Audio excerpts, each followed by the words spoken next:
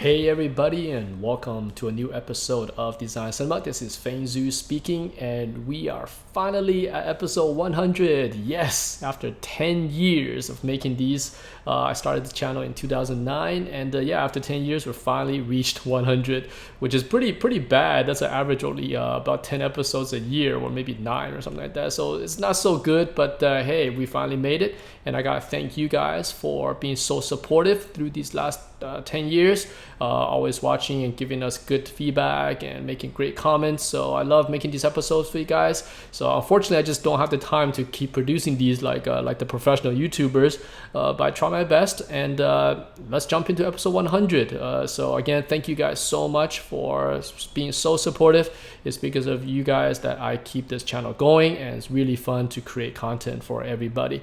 All right, so what's the content for episode 100? Well, Part 1 is going to be another top 10 list. So I know I've done this before in the past, but this list is sort of an updated tip for designers of the current generation. Okay, so it applies to sort of how the playing field has changed a lot in the past 5 years or so for concept art. So these tips are kind of geared and updated for today's generation, okay, especially for those trying to get into the industry or still in school and trying to study. So these are things I hope will help you set you on the right path. So if you're a professional, these will be kind of fun to listen to as well, but obviously you know what you're doing since you are a pro already. So these tips are only as maybe like a bonus thing added on top. Now, part 2 of this episode, we're going to be doing something that's related to my top number 1 tip.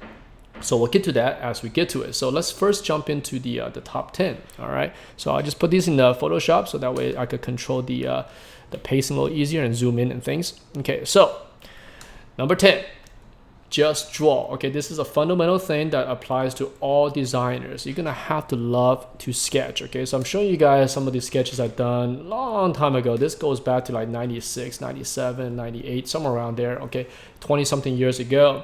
As a designer, you have to have a sketchbook and you have to enjoy drawing. It doesn't matter if it's digital or in a sketchbook, doesn't matter. Constantly draw, get that hand-eye movement going. Okay, your ideas have to generate, and for us as designers, we generate them on paper. Of course, you can think of it in your head, but sketching is such a fundamental thing for all of us, and it's fun. So you got to enjoy this. And the reason why this is number 10 as a tip is because I do see a lot of younger designers who want to be in this industry, but they don't actually draw much at all. They don't have this kind of desire to constantly sketch. It's kind of like, oh, I just want to do the final thing. I want to do a photo bash. I want to do this thing that everyone else is doing. But yet they don't draw on their sketchbooks. And generally these designers come off quite weak. They have a hard time improving because they don't have that urge to draw. And for us, like for myself, even when I was a tiny kid, I enjoy drawing because this is something that's built into us. So I encourage you, like if you haven't drawn much before, get a sketchbook. You don't have to make these nice, okay? Just do it for yourself. That's why I'm showing you guys these crappy sketches. These are from my personal sketchbook. They're not meant to be shown to anyone. They're just for me to figure things out or just to have fun, okay? And that's really important, okay? So number 9, print your work and put them up. So if you're learning at home and you're doing homework for your school, or you're just doing it on your own to learn, okay, it's quite important to just put some of your stuff up. So I'll show you guys some photos that I have here. Let me grab my Photoshop, okay?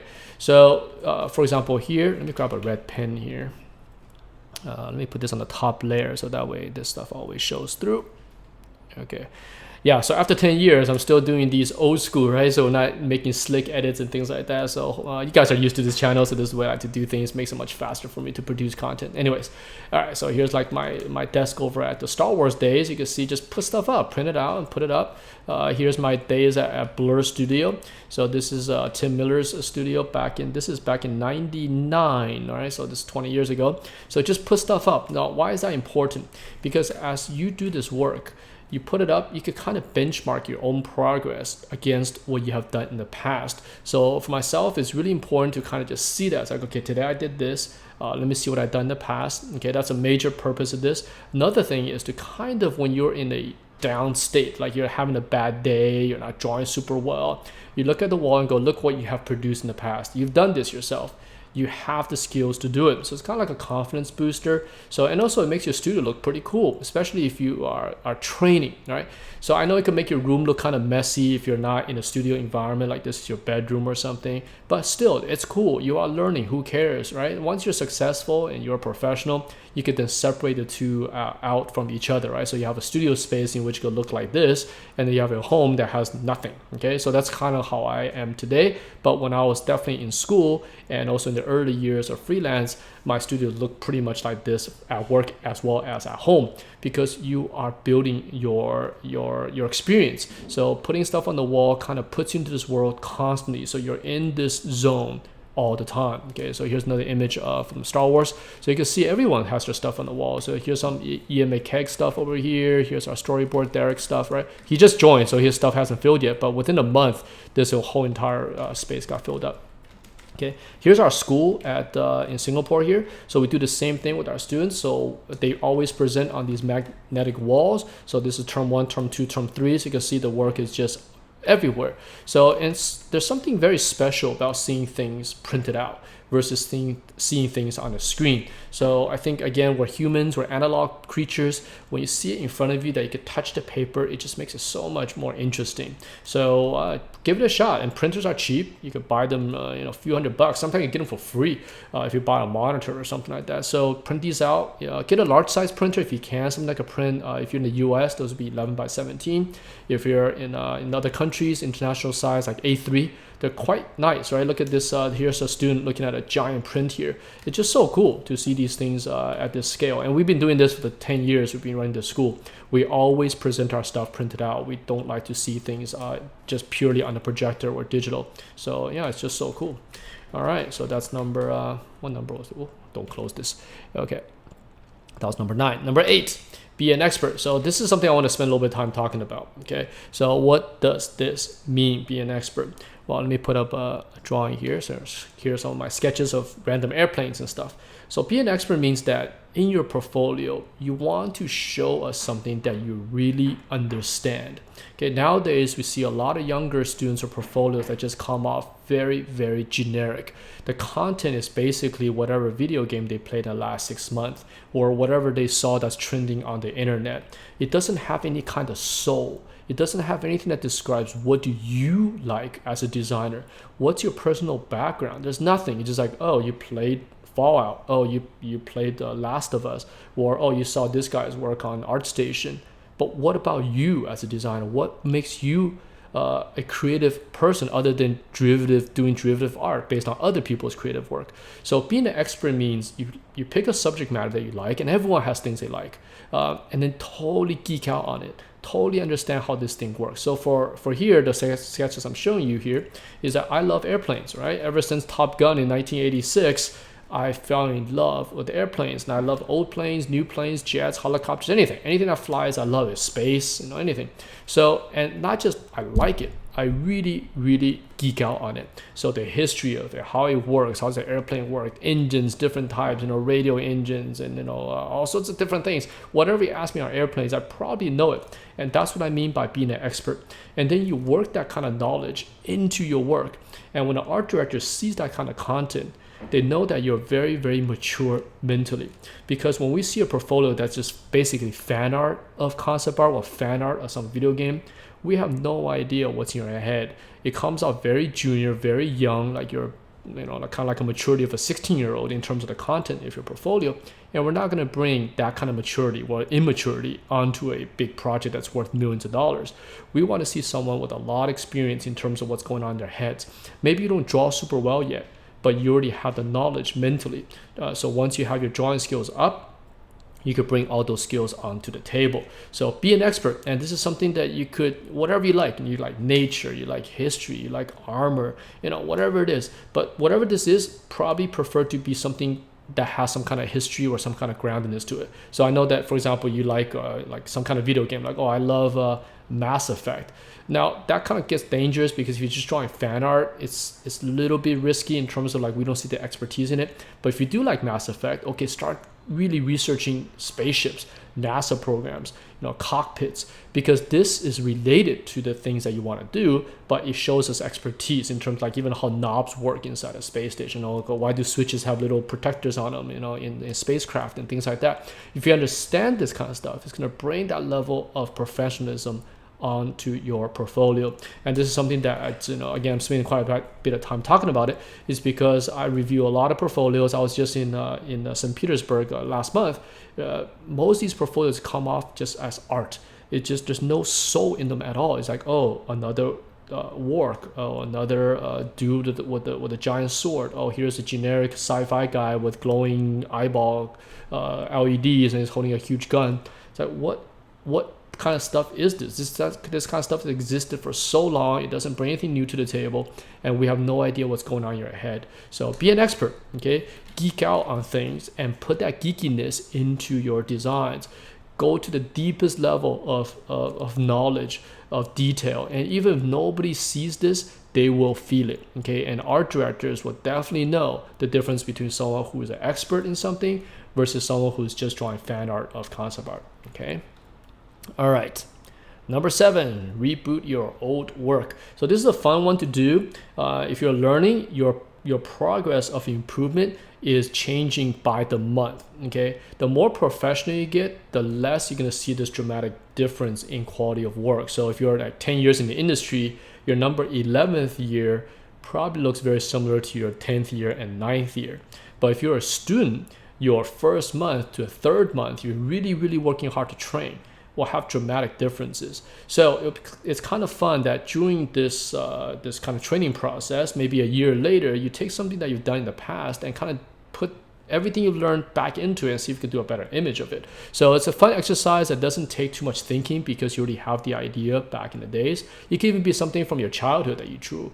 It doesn't matter. It's just something that you produced before. Now produce it with the new knowledge that you have gained. So here's an example of something I've done in 2013 for our students. This is an in-class demo done in black and white, sort of a scene that's based off of Dark Crystal.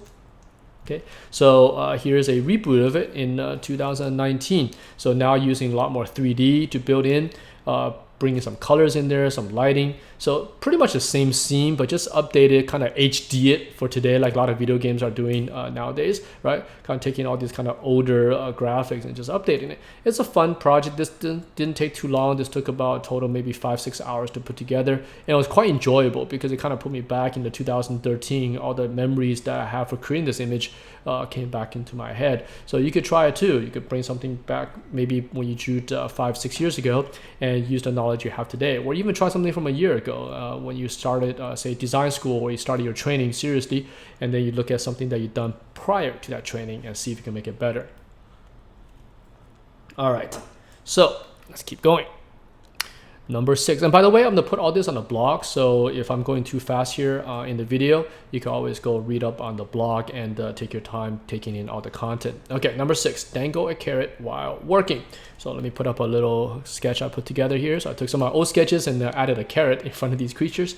So this is something I've done for a long time. Even when I was in art school, I was doing this. So what it is that you give yourself a reward, right? This has been brought up in the past before. This is, none of these tips are original or anything like that. It's just things I use and hopefully give to you guys. So these carrots are very small rewards that you save until you get some kind of task finished. You definitely don't want the reverse, in which is like, okay, I'm gonna play a bunch of video games, then that'll work.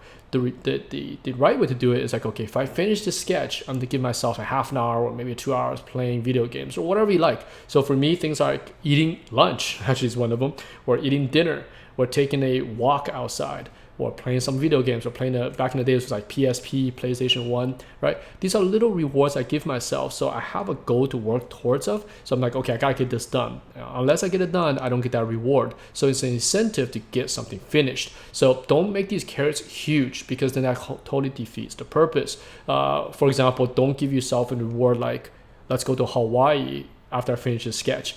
That is too big. It's not something that's immediate. You cannot see the results. Maybe you can make it happen. Like you could go to Hawaii if you want, but it's not something you get right away. You know, it's long term. So these rewards are even getting a coffee from the local coffee shop after you finish a drawing or a painting. So that way you always have this goal to work towards of. So, and I've been using that forever, and I use it today. So most times I use food, which is not good. You know, like food is a reward because, you know, I get hungry around like 11:30. Like, okay, I gotta work hard. I gotta get this thing done so I can eat my lunch, you know. And sometimes you'll go to like 1 o'clock, 1:30 before I eat. Now it's not the most healthiest thing, but it gets my work done. So it makes me very efficient in terms of my everyday workload. So you could give it a try.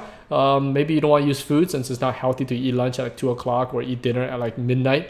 But maybe it's something like just watching some TV or watching some YouTube videos. But definitely try to avoid the opposite, okay? Don't procrastinate. Don't use your rewards as your main thing and then make your work like kind of the little tiny thing that takes up your day. Reverse it out. So your work is your majority of your day, and then the reward takes up maybe 10 or 20% of your day. All right. So let's go to the next one here. Let's hope this doesn't crash because I'm going through this without any kind of edits or breaks. Okay, so number 5, know who inspires you, not just their work. So this is something I see a lot of young kids today. They have a lot of designers they like. They have all the references from these people. But if you ask these designers, hey, do you know who this person is? Like in terms of who they really are, they have no idea. The only thing they know is their work. And that could get pretty dangerous. I'll give you an example of why. Okay, so here's our bunch of people that influenced me when I was in Art Center. Okay, so for example, Sid Mead, John Berkey, Joe Johnston from the original Star Wars, same with Ralph McQuarrie, right? These are the guys who created the original 1970 Star Wars. So here's James Gurney. Here's a Italian comic book artist, which most of you probably don't know, but Frazado stuff is pretty cool. So I found this through my teachers. They just bought that comic book in the 90s and showed it to me. Now I just fell in love with this work. Of course, H.R. Geiger is a huge influence for a lot of us out there. Right? So the guy who did Alien. Designed the alien creature. Juan Jimenez, huge influence on me because I absolutely love his line work. So I'm sure some of you guys will be saying, hey, how come Moebius is not on here? Now, I absolutely love Moebius's work, but I find Moebius' work to be a little bit whimsical, and I tend to like the stuff that's a little bit more hardcore, a little bit more deep, darker stuff. And Juan Jimenez does a lot of this kind of stuff in his comics. So they're both European comic book artists. They do a lot of art novels that shows up in comics such as Heavy Metal. So you can find his work. If you haven't seen it, go on the internet, search for it, or go to the bookstore, buy some of his books. Absolutely amazing sketches here. And of course Frank Frazetta, which I put these two on the same kind of area for a reason, because Frazetta and Sid Mead are kind of the founding fathers of this business. You know, they're kind of like the industry legend, the gods that created what we have today. So for illustration, it's definitely Frank Frazetta, hands down. And for industrial design, in terms of entertainment, it's definitely Sid Mead. So now, a lot of us have seen this, right? You have their work in your reference folders. But what I'm talking about is know the person that created it. What led them to this career path? What kind of twists and turns they go through before they reach the status that we know of them today? Because a lot of students are chasing the end results. They're looking at Sid Mead's work and go, man, I want to do this Sid stuff now. You know, or they look at James Gurney and say, I want to do this now. Now, if you look at Gurney's stuff, let's use him as an example, right? I saw his work, Dinotopia books, in the when I was in school. And when I opened it up, I was like, man, this stuff is awesome. I love dinosaurs. I love fantasy stuff. And he combines them together in this Dinotopia series. And I want to draw it. And when I started drawing, I just couldn't get anything good. It was like, man, this is so hard. And I was very frustrated because I was in the same boat. I was chasing the final result. But then I started reading into his past. And you found that James Gurney has this crazy history, backstory before he started to do these Dinotopia books. For example, he went to UC Berkeley and got a degree in anthropology. That means he really knows his dinosaurs. He really knows his fossils, right? He just didn't start drawing these. He knows the science behind these kind of things, study bones. And then he went on a train trip across America, drew all this stuff, published a book based on that road trip. And then he worked with like Frank Frazetta and these guys on a bunch of animations up in Canada. So he had about 10 to 15 years of experience experience prior to starting these Dinotopia books. So that's why these things look so professional, because of all that history. So when most students are looking at designers and just looking at their final work and not realizing the road that it took to get there, they get very frustrated. But once you read this roadmap of how these professionals became who they are, it kind of calms you down a bit, because it makes you realize, oh, it takes time.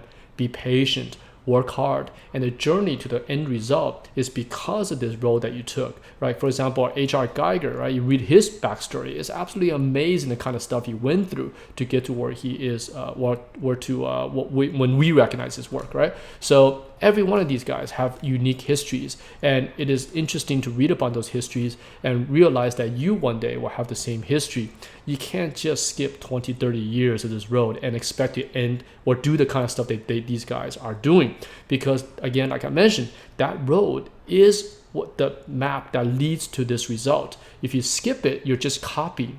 You can't get these intricate designs or these kind of design languages or this kind of knowledge without experiencing that past 20 or 30 years. So be patient, okay? Work slowly. Your stuff will look like student work. Your work will look pretty amateur in the beginning, but work at it for 10 years, 20 years, 30 years, and you will reach the same status as these guys. So be patient. Okay, so whoever you like today, maybe you're chasing more younger designers. So these are my influences. Whoever you're influencing you, read up about them. A lot of these guys have Wikipedias, or they have books in which they write about their past. Like John Berkey, if you find his book, you can actually look back on his history. Like John Berkey is known for all his cool spaceships and all these sci-fi covers. But if you go back, he painted things like calendars, like book covers, like really, really traditional stuff. So these are all things that's going to influence you as a designer. Okay, number 4. See the world in person. So this is going to be one of those where a lot of you guys can be saying, hey man, that's really expensive. Okay, traveling is not easy, and I agree. So, but I'll give you guys some tips of how to reach these places on a lower budget. But first, let me talk about why this is my number 4 tip. Because seeing things in photos, right? And these are some great photos over here.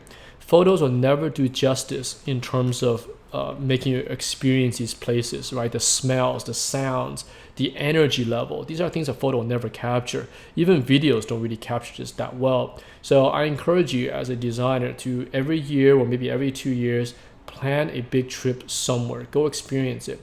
And again, you can do this on a budget, travel with friends, stay at cheaper hotels, go during off seasons, or go during when there's promotions going on, right? You gotta be pretty on this kind of stuff to check, okay, is there a kind of thing, like some airlines will have promotions. So it's up to you, but I highly encourage you to visit these places. So here are some of my favorite places that I visited. I kind of divide this into 3 categories. So I break my travel into 3 stages. One is major cities, like famous places that are kind of influential in concept design. Then I have my natural places, and then I have my historic places. So let's go through the city ones, right? For example, Tokyo. This is a must visit. This is one of the first places I visited outside the United States, because I spent my entire childhood and teenage years never leaving the United States. So Tokyo was one of the first places I visited, and it was mind-blowingly awesome. This is in the 90s, so it was like another planet. The culture, the smell, the sounds, everything was so different. And Tokyo still plays a major part in terms of concept design. It's used all the time. Look, Cyberpunk 2077, right? The huge influence. You can't deny that Tokyo is a major influence for these games. So now, once you're there, you buy a train ticket. 2-3 hours later, you go south. You're in Kyoto, which is another complete contrast to Tokyo. Now you're going back to Edo, Japan, going back a few hundred years and seeing another culture of Japan. And this type of stuff is also used quite a bit in entertainment design. Like what is that? The Shadow Die Twice game, right? Sakura or something like that, right? Completely Edo, Japan, and it's used everywhere. So of course, Paris, Rome, these are all cities that a lot of films take place in. Like you look at the James Bond films, the Mission Impossibles, they're always going here. And once you visit it, you realize why. The history, the architecture, the planning, the shot design, the compositions are beautiful in these locations, because these cities were designed to look that way, right? They spent a lot of time planning the visual aspect of the city back in, even a few hundred years ago. They're planning the visual aspect of these streets and what the viewer actually see as they go down these streets. So they're very, very good visually for us. So, and if you're in Europe, if you're in Rome, you can of course pop over to Venice, Florence, are all within hour, 2 hours train ride away, or half an hour flight. So very close. New York is up here. There's only one New York in this world, right? The feeling of New York is so different from any other city in the world. And I've been to a lot of places like Hong Kong, Shanghai, everywhere. But New York has a very special energy. The city feels alive, and really you cannot see this in a photograph. Go there. It's something to be experienced. It's a kind of like mega crazy city. Okay, so going to my natural places like Hawaii, Queensland jungle.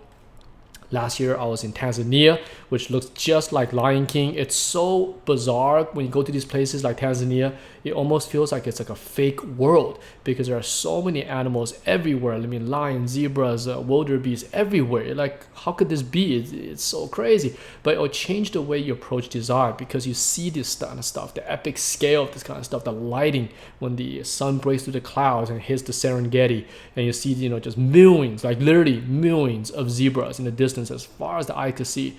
It'll change your perspective on how you proceed on your concept art, right? So if you love Lion King, go there because it looks just like Lion King. Simba and Timon, all these characters, all those animals are there, and they all coexist together. It is a bizarre experience. You see a lion just sleeping, and right next to it is a zebra, and because the zebras know that the lion's not hungry, so they just hang out together. It's pretty bizarre. It's a really weird thing. So of course, the lastly here is the ancient civilizations. So I try to go to one of these once a year or every 2 years. I try to visit one of these famous places. For example, Chichen Itza, the Mayans, right? Cairo. I did that last year, I believe. Right, the Great Pyramids, and also of course all the temples like Luxor, right? Istanbul, the Blue Mosque, Hagia Sophia, right? Angkor Wat, of course, the Tomb Raider, right? Made it famous.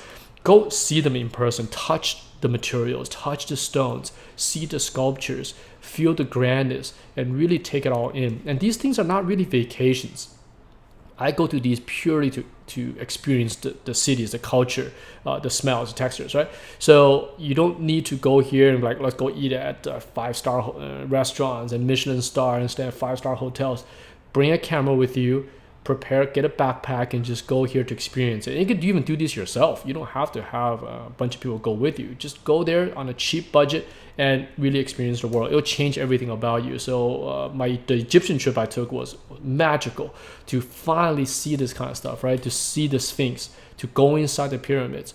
Man, you cannot. I mean, I've seen the pyramids photos so many times since a kid, and when you go there in person, it's just a whole other experience. It's so different. So anyways, try to do it, okay? Or save up, give yourself a little budget and try to go to these places. Okay, where are we here? Number 3, read books. I mentioned this numerous times in the past, but man, younger kids today are not reading books, and they have no idea how fantastic the content in these things are. Please do yourself a favor and pick up a book and read it. It'll change everything. Now, if you already read books, and obviously you already know, but if you haven't read books, go pick up some of the classics and read them. It's like watching a grand film. They're so good, and it fills your head with so many visuals that you cannot help but to draw things, okay? Don't just play video games and go to ArtStation and look at other people's work. Invest in your mind, invest in knowledge, invest in the stuff that come before us, right? Absorb all this information. There's so much good stuff out there that you don't have to be doing derivative work. Books will give you so much influence, okay? So, holy cow, there's a big Harley Davidson outside or something. Okay, so here's some of the books I recommend you guys to read. This is stuff that I read when I was in school, or much younger. Actually, I read some of these when I was only like 9 years old or something. So except for the very bottom corner, the Road is a fairly new book, but the rest of it is kind of classical books that are very influential in the concept art scene. So of course you got The Hobbit, you got the Lord of the Rings series of books, right? The Hobbit I recommend reading. It's such an easy book to read. It is so fun. I still go back to it every once in a while. In fact, I'm reading it right now on my iPad. So, and I'm right back into this world. Even though I read this book, I'm guessing about 9 to 10 times now, maybe more. But I start the first page in which the Tolkien describes the Hobbit hole.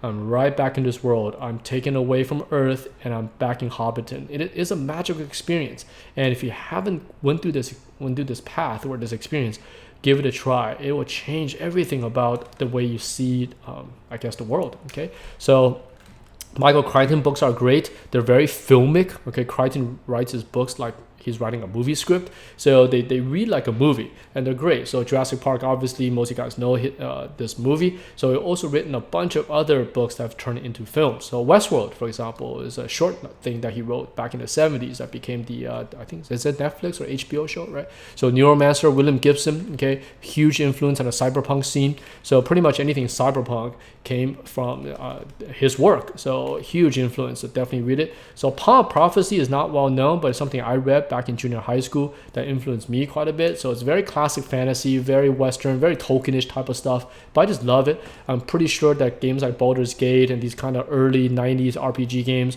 were influenced heavily by these series of books, because the story is always like some kid, he's an orphan, and he possesses some kind of symbol on his hand, or he's got a map on his back of his neck or something, and he's actually the chosen one to destroy evil and stuff. It's pretty generic stuff, but I gotta keep in mind this stuff is in the 80s. These books are old. These books are the trend that set everything going forward. Those guys in the old BioWare that made Baldur's Gate, I'm pretty sure they read these kind of things and influenced the way they design these games.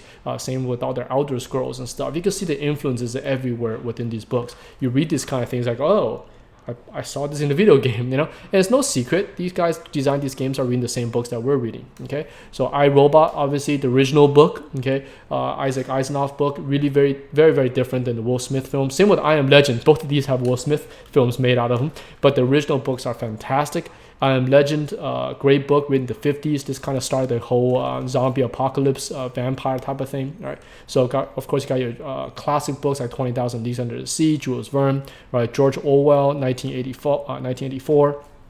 Pretty amazing book. Obviously, this book gets a little political, but from a concept art point of view, it's describing a world that a lot of entertainment systems use, right? Whenever you have Big Brother and design this kind of fascist, crazy architecture stuff, it all comes from 1984. So definitely pick it up. And Dune, of course, a fantastic book. I loved it. But I read this book a little bit later. This is one of the later books I read. So of course, The Road is a pretty new book, but great book to read if you're into post-apocalyptic kind of stuff. Okay, so that's that. Getting pretty close. All right, number 2. Plan your portfolio instead of showing everything. This is also something I see a lot of young kids doing at these trade shows, in which their portfolio is just a random collection of whatever they did in art school or in design school. And they throw everything in there, and that just screams, I'm a student, I have no idea what I'm interested in, I have no idea what I'm good at, it's just everything I've learned in school. So that stuff is nothing wrong with it, except from an art director point of view. When we see that, we don't want to take a chance with you because we have no idea what skill you're really good at. So instead, plan your portfolio to have project-based themes, and that's something that we do here at the school. So for our third-term students, we always have them do projects, so that way the portfolio looks like an imitation of a real project. And if you do a really good job on it, some of these art directors might think you actually worked on real projects, and that's a good thing to have, that you are able to consistently produce the same content over a series of images. So my kind of the advice is at least have 3. Okay, 3 or more images from the same project repeated. For example, it's a hardcore RPG. Okay, can you produce a series of images that came from the same IP with the same art style, the same lighting, the same finish throughout? Because that shows consistency, because that's where your real work is. And instead of doing 3, if you're on a real project, you might be doing 100 of these. So an art director wants to see that, can you stay consistent? Can you keep the design language throughout the same project for the long term? So because when we see random portfolios like, oh, you have a castle painting, and here's a life drawing, here's a character walking, here's a monster, but they're all from different things. And it's like, okay, we don't know if you could actually do these repetitively or consistently throughout the rest of the month or year. So yeah, it's pretty hard to hire people based on that kind of portfolio. So here's an example, for example, from our students. So you can see like generally divided into real world stuff. Okay, a little bit more in the middle here, real world with some entertainment mix, and then the third project, it's something that's a little bit more fantastical. So these are kind of the 3 projects we tell our students to kind of hit on. So at least have 2 if you can't have 3. So real world, mix, and then your own world. So the last one could be sci-fi, fantasy, whatever it is. So that way art directors could see that you could do real world stuff, that you're able to do things that are grounded. You're not always doing derivative fantasy crazy things. You can also bring entertainment value in the middle one here, entertainment value into the real world. And thirdly, you could create your own content with a fantastical world, but still keep it entertainment and grounded. So these type of portfolios do really well, and these students I'm showing you here are all working in the industry. So this guy here in the middle here is worked on a bunch of Tomb Raider games, for example. The last one, Shadow of Tomb Raider, did a bunch of concept art for that.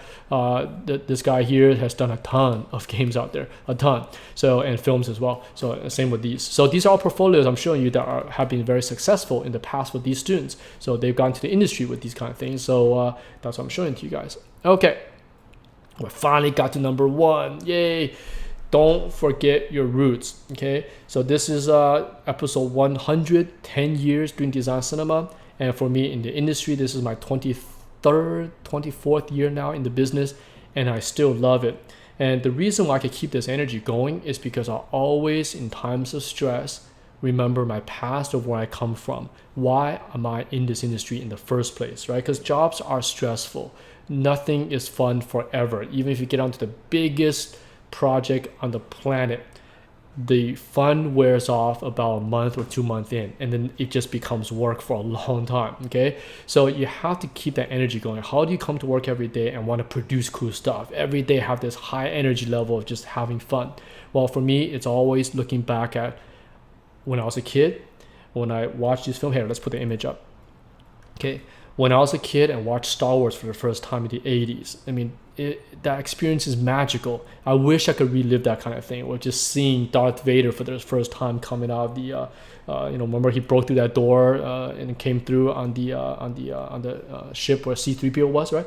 So that kind of stuff was just amazing, life-changing experiences, right? We're watching Blade Runner for the first time, Lion King, or playing Final Fantasy VI and reading The Hobbits. And here's all the things that when I was a kid that influenced who I am today. And when I'm in a stressful situation on a job, I just kind of close my eyes or kind of just zone out for a second. And I just think of those moments that brought so much joy and almost euphoria to me. And when I think of those moments, kind of like nostalgia, I guess in a way, it's like nostalgia plus memory plus euphoria.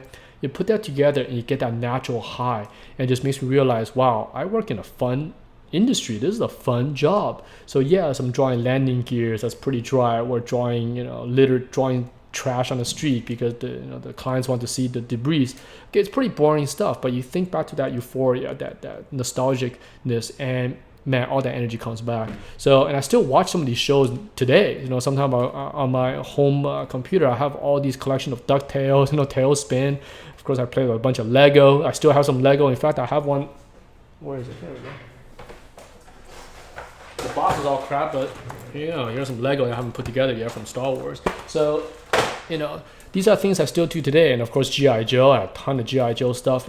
Now, I know a lot of you guys, maybe not a lot, but some of you guys might not have this childhood in the past. Maybe you did not grow up with this kind of stuff. But whatever it is, think back to what influenced you to want to be in this industry. Why? What made that transition? Was it a certain game that did it? Was it a book?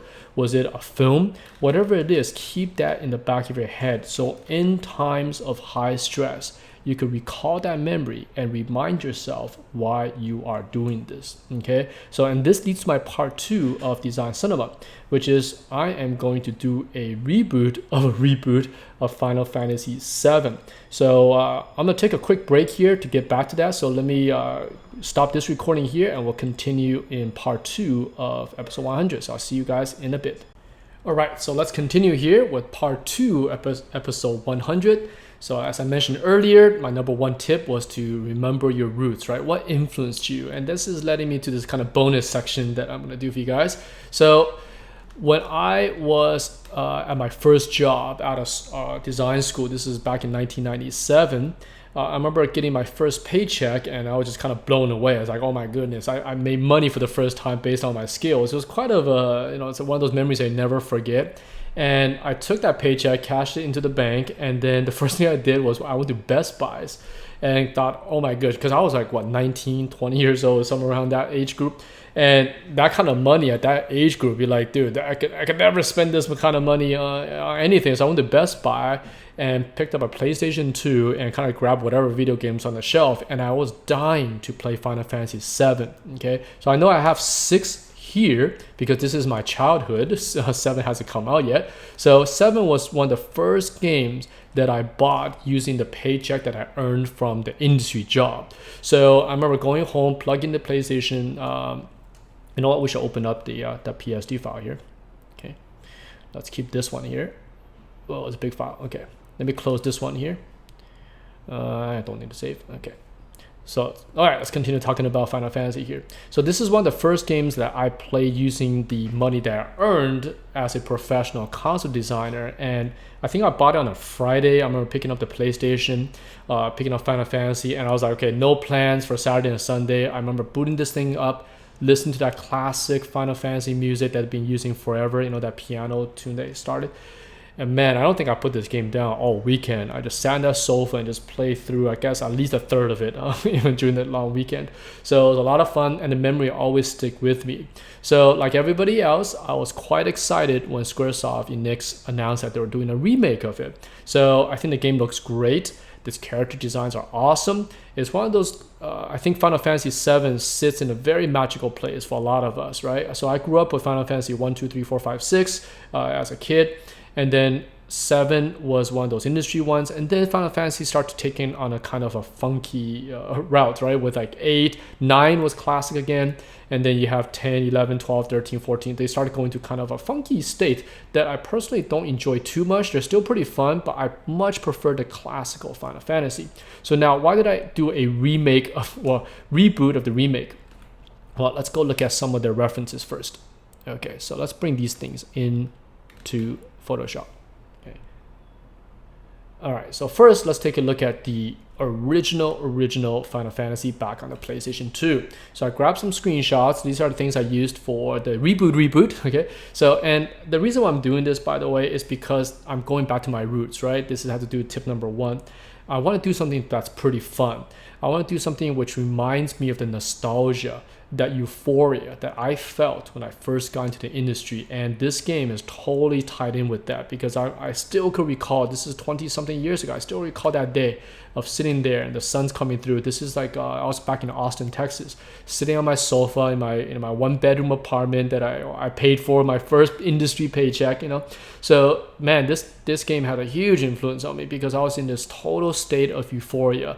I remember playing this game and thinking to myself, wow, I'm actually in the industry and I'm playing industry games while working on industry games. So that's why I chose this game in particular to do this kind of bonus content for episode 100. All right, so let's jump into the actual content. So here's some original screenshots from FF7, right, the train station. And I'm only doing the stuff that the remake is currently doing, right? They're kind of doing only the Midgard section. Here's some of the reactors in there, some screenshots, and the first boss that you fight at the reactor, right? Remember, this guy pops up when you plant the bomb, right? And some of the dialogue I thought was quite interesting. For example, here Barrett is saying that the life of this planet is being sucked out by these weird machines. And this always stuck with me when I played the game, because I saw some of these weird machines, but they're kind of basic for the time. Like, I guess it will be kind of this round thing over here, and some of these pipes are sucking the energy from the planet. So, but I never really saw weird machines. I saw machines, but they weren't kind of weird. So I wanted to kind of put that in my redesign or reboot. Okay, here's a couple more. Now let's take a look at the remake screenshots that I found on the internet. So they released a couple trailers for this remake, and now the character designs I think look fantastic. Cloud, Tifa, Ares, right? Everyone looks great. But I thought the environments come off a little bit basic. Okay, I know some Squaresoft guys as well, so I'm definitely not talking down on this game. I'm just saying, from what I see here, it looks like this world is kind of basic. Because my idea of Final Fantasy has always been that this IP takes you to another world. It has a lot of Earth-like things in it, but it's a whole other planet. It's kind of like Star Wars in a way, that it's a human story with very relatable characters, but they're in this world that I'm not familiar with. Now, and I really like the approach Final Fantasy had in the early days, the 1, 2, 3, 4, 5, 6, including some of the 7 and 9. The later ones, they tend to go almost too out there. They're almost like an alien world. Like, I cannot relate to the architecture anymore. I cannot relate to the names and everything. I mean, that's just me. But I thought 7 was a very good sweet spot in which it had that kind of Earth-like world, but it's not Earth. So the thing I found with the remake is that these locations look too basic, like Earth, like exactly, and not just Earth, but very basic version of Earth. For example, this train station here that you first get off, this is Shinra. This is the kind of the bad guys in this world, right? They're creating this thing that's destroying the planet, and there's kind of this empire with tons of money. But yet their train station looks kind of like a default train station. There's nothing designy in terms of this world building content. The characters, of course, are great, but if you look at the subway station, the entrance, the brick walls, it could just be any subway station anywhere on Earth, right? This could be in New York, it could be in Asia. It doesn't matter. It just kind of comes off generic in a way. And same thing with the city that Cloud is walking in here, right? This is Midgard. It's supposed to be a very industrial world. So I think the newer screenshots look a little bit better, but I found some strange stuff here. For example, here's like the phone booth from the UK, and then there's like the American mailbox. Pretty strange mix. Now, obviously this is another world, but still, it kind of looks like they're placing just random 3D objects in this world from like a 3D library. It's like, oh, they have all these models and they just placed it there. But this world is not built. This world doesn't have its own culture. It kind of just feels like a mix of randomness together. So I was quite disappointed when I saw some of these. I go, this is not the world that I saw Final Fantasy VII in. I thought I saw the world as a more magical space, more cultural, more old. This world here looks very modern. It looks like today's world. So of course our cars has a 1950s look to it, but the rest of it just feels like this, pretty standard stuff. Maybe this light pole here has a little bit design on it, but the rest of it is pretty default. Same thing with this bar here with Tifa sitting here. It's like, okay, we got the beer bottle, we have the things, but it doesn't have the second element, the artistic direction element that needs to be put in here. This is just like the standard bar. But what else on top of this world do you have? Is there an art movement? Is there a certain styling that you're going with? This is kind of default furniture style. So it works for what it is, but for such an IP of this scale, I thought that the art direction for the environments could definitely be boosted up. So I'm doing this for fun, just for myself. Again, this is not doing something to say Squaresoft's doing anything bad or anything like that. I'm a huge fan of this game. So I thought, hey man, I rarely do fan art of stuff. So I thought this would be kind of fun to do one as a show. So here's the bad guy they're fighting. Again, the factory feels pretty default in a way, just as is, right? Here's a train station. So again, it's lacking that artistic styling that needs to be in a Final Fantasy game, in my opinion, right? So are there European influences? If it's industrial, what kind of industrial? This just feels like a standardized train station.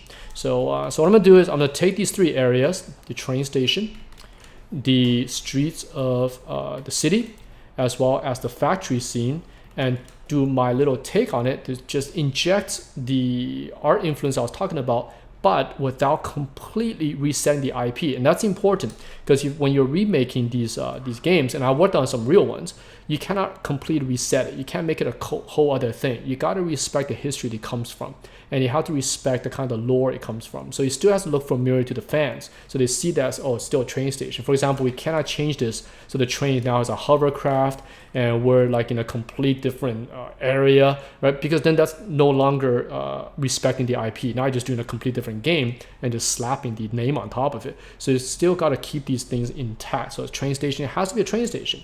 A factory has to be a factory.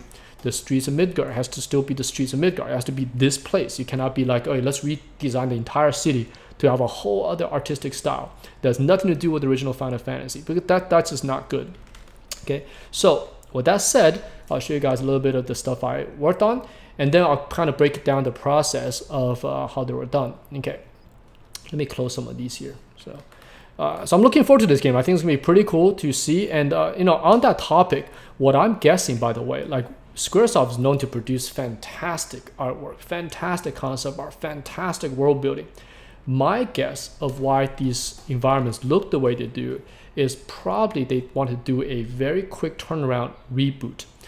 This is probably 3, 4, 5 years ago, because they were doing that with Final Fantasy VI, they did it with 9, they just recently did it with 8. They're not even reboots, they're just HDs. Like they scaled their texture map up a little bit and re-released it for the PC and PlayStation 4s, kind of like an HD remaster.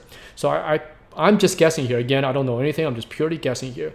I'm guessing they want to do this with Final Fantasy VII, that they upgrade the textures a little bit, make it kind of look nice. And they probably outsourced this out to somebody else. This is not Squaresoft's own work. Looking at this doesn't have the language of Square.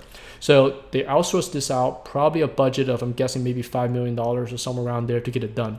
But I think once they release the news that they're going to reboot Final Fantasy VII or remake it, this IP is not like 6, it's not like 9, it's not like 8. It is much bigger than that. And it blew up on the internet. The fans went crazy, like myself. I was like, oh my goodness, they're finally going to do it. And I think they reevaluated what they're doing with this and realized that maybe the budget to achieve what the fans want wasn't enough. So now they're probably going back and redoing this project, probably from scratch, saving some of the stuff they did from this. I'm just guessing here that this is a outsourced company. They saved some of the assets and redoing everything on top, probably redoing the character design, and right now slowly adding the details in. And this could also explain why these games are episodic.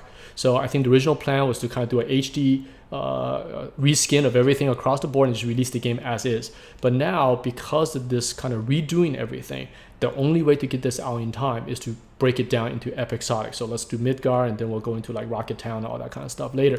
So again, that's my guess of why these worlds kind of looks kind of, default-ish, because they didn't have the budget nor the time to do it. But now they do. So, all right, so let's jump into what I've done here. All right, so let's start with the train station. All right. Let's show you the first one. Okay, so here's my take on the Midgar train station. This is the first playable area you get in. So what I've added here is I'm still, again, keeping the original world intact, like the placement of everything, the train. I want to keep all that intact. We don't want to change this stuff up. But what I've added is some that's influence. And I'll show you a little bit later of where this influence comes from, right? We're taking kind of this classic European stuff and adding industrial on top. Because Midgar, for me, was a very beautiful city with a very machined undergrowth, right? It's sucking all this energy out. So I want to see this contrast of beauty and beast in a way, like these pipes, all these kind of man-made things. There's no natural things anywhere in the city. Everything is metal, cement, hard surface stuff.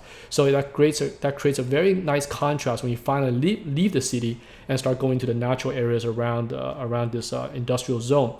So here, I want to show everything as this hard metal, even the train, just everything just so heavy, everything's industrial and lights, no man-made stuff. So, and there's trash everywhere, right? This place is it's a little bit run down. It's run by essentially the evil empire, right? If you look at it that way. So here's Cloud facing the first two soldiers. So we are starting to see kind of this industrial nature come in, and with some kind of art influence, because this is the kind of stuff I thought that was missing in the remake, is that this is what I was talking about, the art injection, that there's history in this world and not just a default train station, right? So I'm using a lot of European influence here because this is something that influenced Final Fantasy forever, right? They always had this Western Europe influence, so I put it back here. Let's look at the next one here. So just another view of the same train station. Now, these are all built in 3D, by the way, so it's very easy to get a different angle out of it.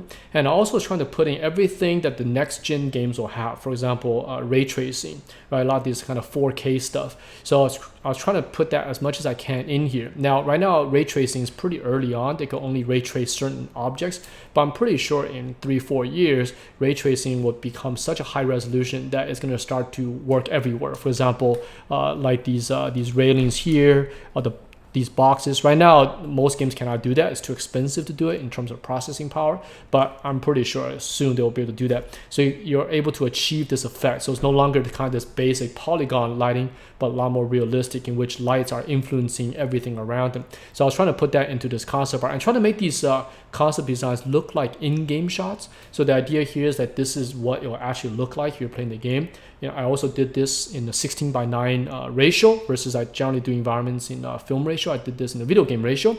And yeah, again, putting all the lights in there to kind of emulate what this game may actually look like. So I thought this would be a shipping area.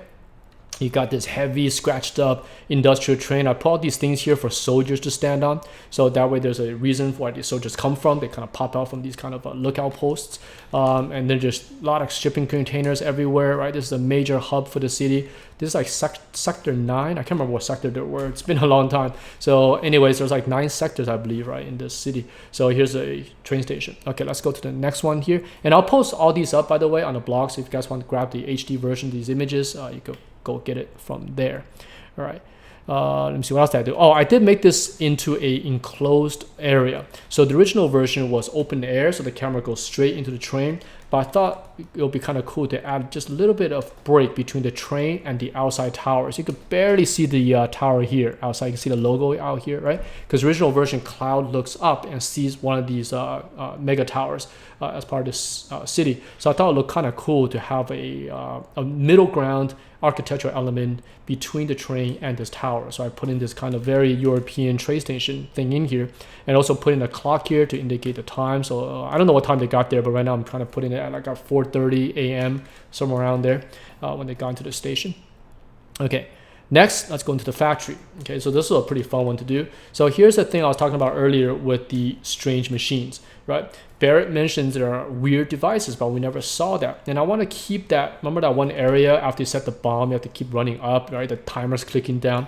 So I want to make this factory like this deep into the core of the planet. It goes down deep, right? Because remember, you take an elevator as well. So I want to show that as much as I can in these designs in which this factory just kind of digs into this planet, is really hurting it, is putting all this industrial stuff into this world, and putting everything that looks dangerous in terms of man-made things. So I designed this thing to have like electric shocks and just funky stuff. So this thing just comes off evil. It's like, this is not a friendly thing at all. I wanted to be as protrusive as possible to this planet. It's like anti-nature things, right? Like all this electric shock and all that. So I thought it'd be kind of fun to fight enemies on this kind of platform.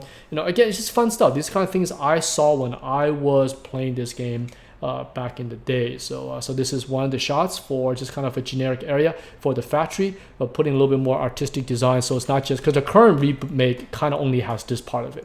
It doesn't have the strange machines. Or maybe we haven't seen it. I don't know, because they haven't released too much stuff on it. But I just thought it'd be kind of cool to see some of these, I guess, machines that's hurting the planet that they're here to blow up. Here's a boss shot, right? So this thing currently in the remake, the scorpion bot is still there. So I just took the same design that they had. I kind of put it over here. So the scorpion bot, but the background looks like some kind of big engine of some kind. It looks like they took a V8 engine and kind of flipped it onto its side there. So I want to make this place even more evil. Like, you look at this thing, it's like, okay, this is something that's bad. This is a bad guy's location. I don't know what this is. You know, I actually found this as a reference based on a, I think someone's building a fusion, right? It's some kind of power plant based on fission, which is spelled with the I. So it looked pretty cool. So I just straight up used that design and just kind of double stacked it. Maybe this thing is doing this like rotational thing with a cling, cling, cling, cling, almost like a gong, gong, gong, like that, something like that, right? It kind of look kind of cool. Lots of electricity, just totally industrial, and the scorpion guy pops up. The goal here is just to make the final boss fight a memorable experience, to remake this scene to be a lot more grand, to make it another worldly, to make it feel like it's a Final Fantasy IP. So it has this kind of strangeness to it, right? And that's something I always loved about Final Fantasy. It's like, it's something I haven't seen before, but yet I could relate to it. But it's not so out there, that's so crazy, right? It's just in the right sweet spot.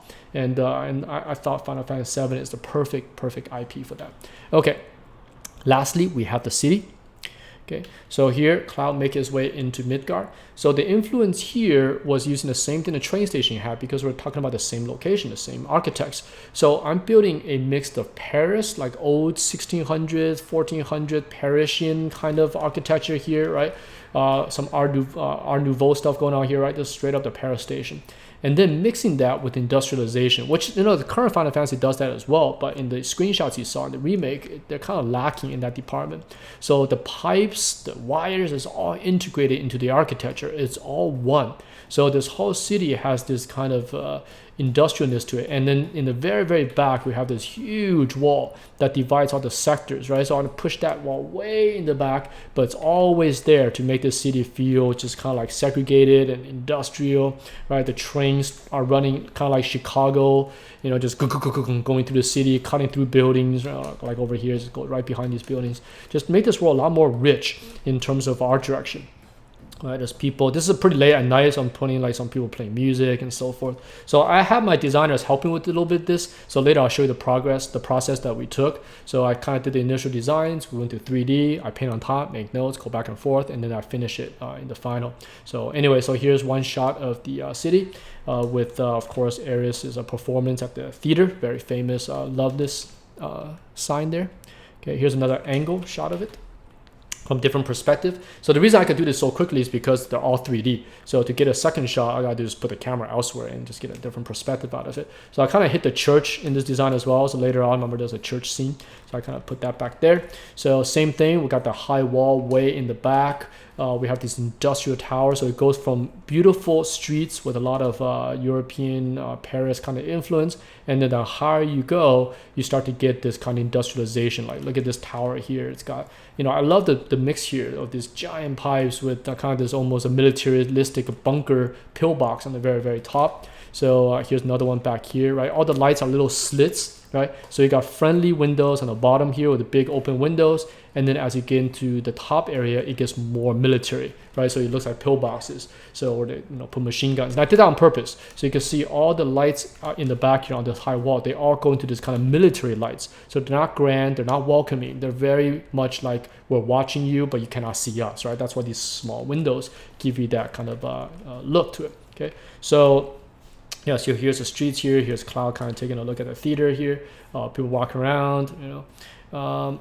Yeah, still maintaining that classic vibe that I felt playing this game, but just with this art direction on top. So yeah, so that's the 6 images that I've done for this. It was a lot of fun. These took about 3 days to put together, about every day, about 2 images or so. So they're pretty fast turnaround. But again, if you're doing this for yourself or for fun, you don't have to follow the same timeline. I'll show a little bit of the behind the scenes here of how these came together.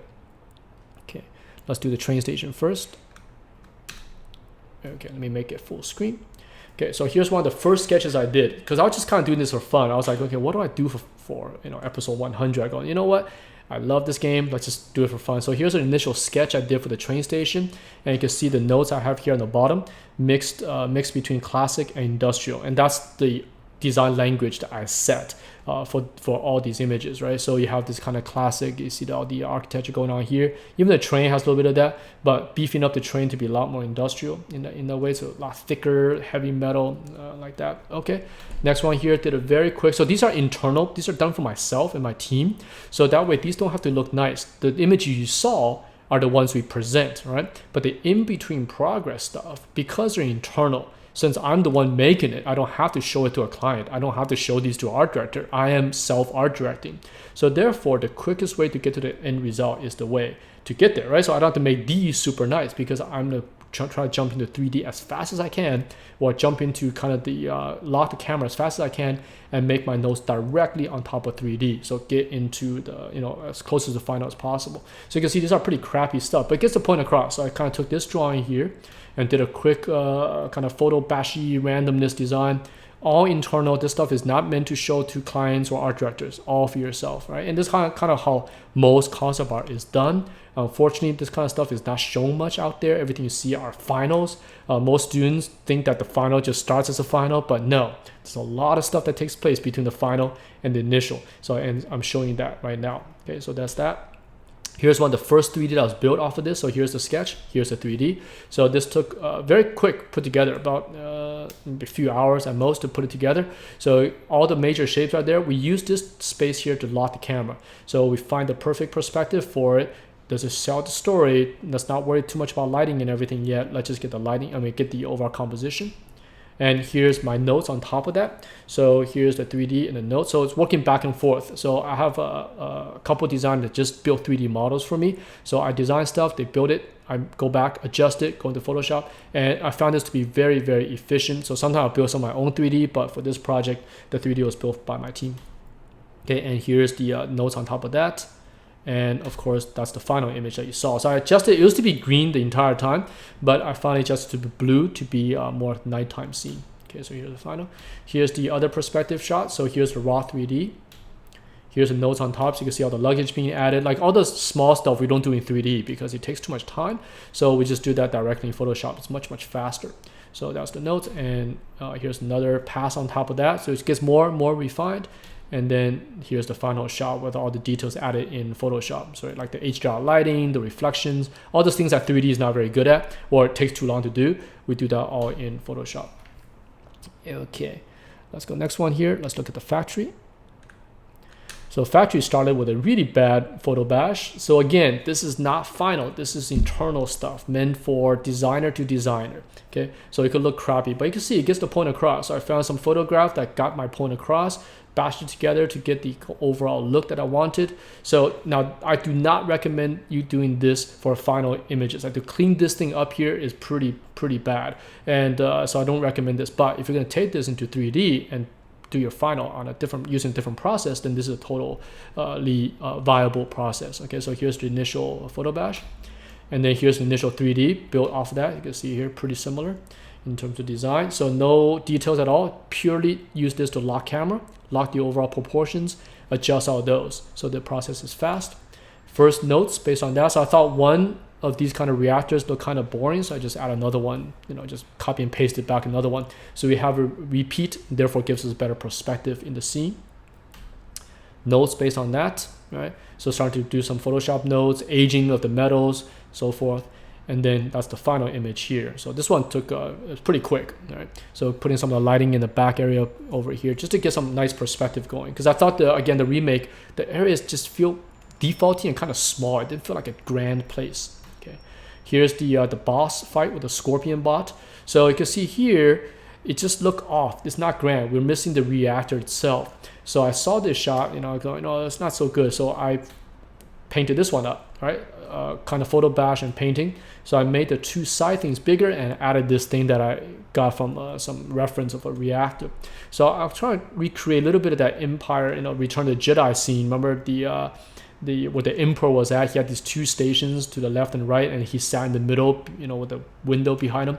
So a very kind of powerful scene. You know that this guy was in charge because the composition was kind of a triangular composition. You got left, right, and then you got a middle thing up on a staircase. So I was using a very similar composition here because you can see the clear triangle shape that's formed here. So to create this kind of focal point for this boss fight, which is the scorpion god over here. So here's the notes. And then here's this 3D that's got split back. So the 3D, I didn't like some of the stuff that was put in here, like these kind of warning things. So they're all over the original reboot, but the original game, but I thought it was a little bit too much. So for the final, I took those out. So you can see here's the final. I also recropped a little bit just to get the shot a little bit closer to make this place feel a little more grand. Added this kind of epic lighting, like this holy light, like this is evil force over here, and you're a nobody, you're just a small soldier from Soldier, actually, right? You're a nobody, and we're this mega empire. We're powerful. We're godlike. We're so much grander than you, and that's the thing I want to capture here. So when Cloud walks into this environment, the scene opens up, and we just got this, that kind of thing appear, and this machine's doing some kind of animation, like kung kung kung kung kung, that kind of thing. Electric sparks are going off, and it's like, okay, this is what you came to do. This is the machine that you are sent to destroy. Okay, so that was that. Okay, so let's go to the next one, which is the city. I hope this episode doesn't run too long, but hey, it is episode 100, so let's see. All right, I originally want to break this into 2 episodes, but I thought, hey, let's just get it all done because I have no idea when I have time for the next one. Okay, so here's Midgard early design. So the first thing, again, I want to start with Paris. So bunch of bad photo bash, not meant for anybody else, only for yourself, using photos. In fact, I talked about this in my last episode, right? Using photos as a sketching tool. So go back to episode 99. I talked exactly about this process. So it's something that's very fast to do, so you don't have to sketch out every single building yourself. Okay, so this is pretty bad. And on top of that, I did my notes. So here I added things that the photos don't give me, which is the industrial pipes, the wall in the back, kind of the color temperature, and the Loveless the theater, right, where Eris is performing. So I put all that stuff in there. No, she's not performing. She's selling flowers. Sorry about that. So I almost made a mistake there. So remember, you run into her around this theater. Okay. Here's a 3D split back. So these are all built in 3D. Kind of just placing objects left and right to make sure the composition sort of works. Kind of open the camera a little bit more to get it more grand. Here's the initial pass. So everything was green in the beginning. I thought, I kind of did that on purpose to keep it green because it looked kind of evil, kind of poisonous. But I thought it doesn't feel right. It makes this place feel like it's been bombed by some kind of chemical gas or something.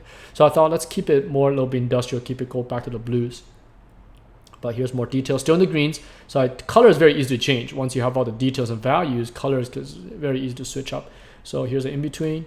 And here's the final that was finished in Photoshop with the blue added back in.